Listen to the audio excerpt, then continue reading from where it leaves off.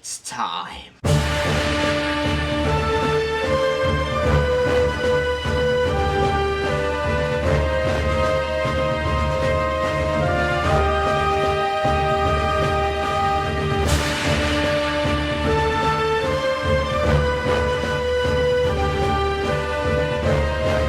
I'm back.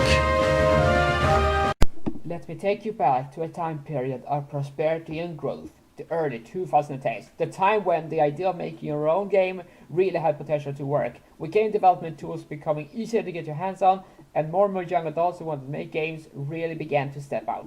The game in question for this review is Octodad, released in 2012 as a school project by a group of students from DePaul University, with some who would go on to form the game studio Young Horses Incorporated.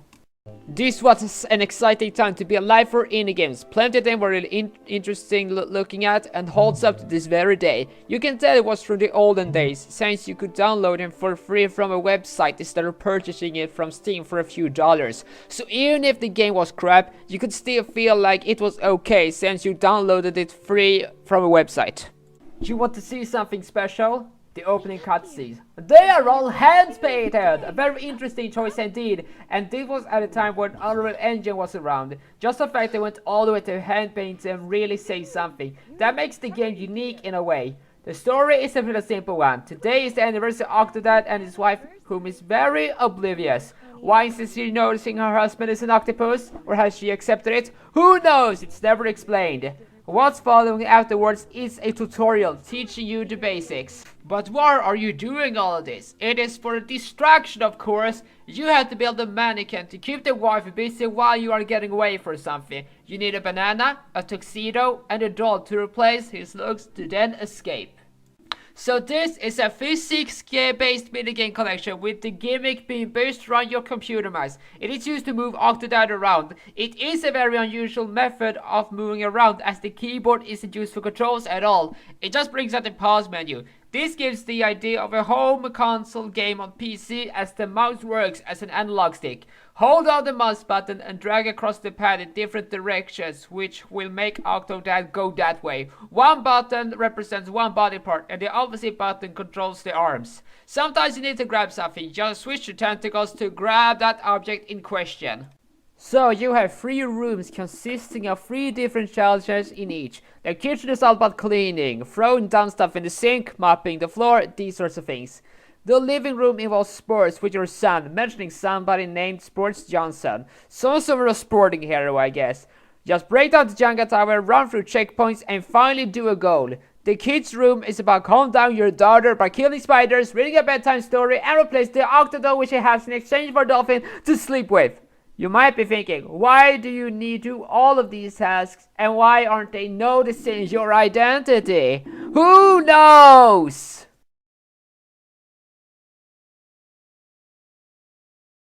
So far there hasn't been a resemblance of a story, just the motivation.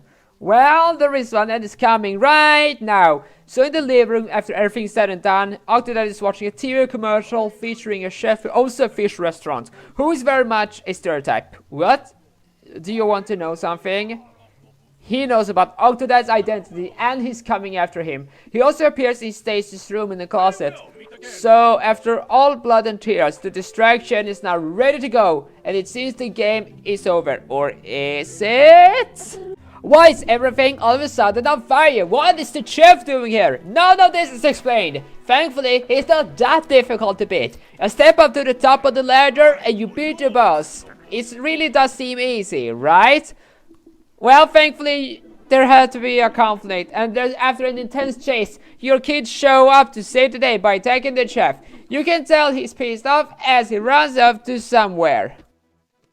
All of this leads up to a cutscene where the dinner finally happens, but now you have to get the gift. Just go through this real obstacle filled with lasers and the chef. Go through to the end to put together the gift and you're good to go. Then credits. You know what? The game isn't perfect. While it has a lot of fun controlling this guy, they aren't always that reliable. There are times when they act strange, it doesn't register the emotion you had the intention of using. But it doesn't mean the game is not fun. It is very fun for those who want a unique gaming experience. This has been a Geek. Bye bye.